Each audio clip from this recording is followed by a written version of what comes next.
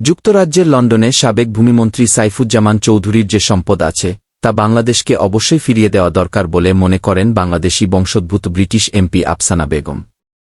সেই সঙ্গে এ বিষয়ে তদন্ত এবং সম্পদ জব্দ করতে দেশটির ন্যাশনাল ক্রাইম এজেন্সি কী ব্যবস্থা নিয়েছে তা জানতে চেয়েছেন ক্ষমতাসীন লেবার পার্টির এই পার্লামেন্ট সদস্য।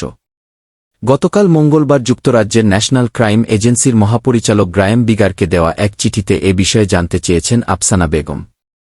চিঠিতে তিনি বলেছেন, সম্ভবত সাবেক প্রধানমন্ত্রী শেখ হাসিনার শাসনামলে দুর্নীতি ও নানা ধরনের আর্থিক অপরাধের মাধ্যমে এসব সম্পদ অর্জিত হয়েছে। চিঠিতে আফসানা বেগম বলেন, লন্ডনে সাইফুজ্জামান চৌধুরীর যে সম্পদ আছে তার মালিকানা বাংলাদেশের।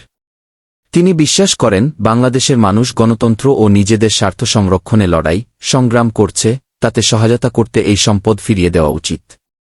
দুর্নীতির কারণে বাংলাদেশের মানুষের জীবনমানের অবনমন এবং কর্মক্ষেত্রের অধিকার ও গণতান্ত্রিক স্বাধীনতা ক্ষুণ্ণ হয়েছে, এমন প্রমাণও আছে।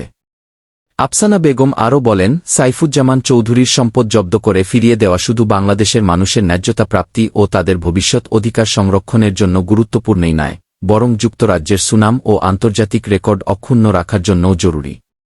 চিঠিতে আরও বলা হয়েছে, যুক্তরাজ্যে ১৫ কোটি পাউন্ড মূল্যের যে ২৮০টি সম্পত্তি সাইফুজ্জামান চৌধুরীর মালিকানাধীন প্রতিষ্ঠানের নামে আছে বলে ভূমি কার্যালয়ের নথি থেকে জানা গেছে, তার মধ্যে ৭৪টি সম্পদ আফসানা বেগমের নিজের আসন পপুলার অ্যান্ড লাইম হাউসে অবস্থিত।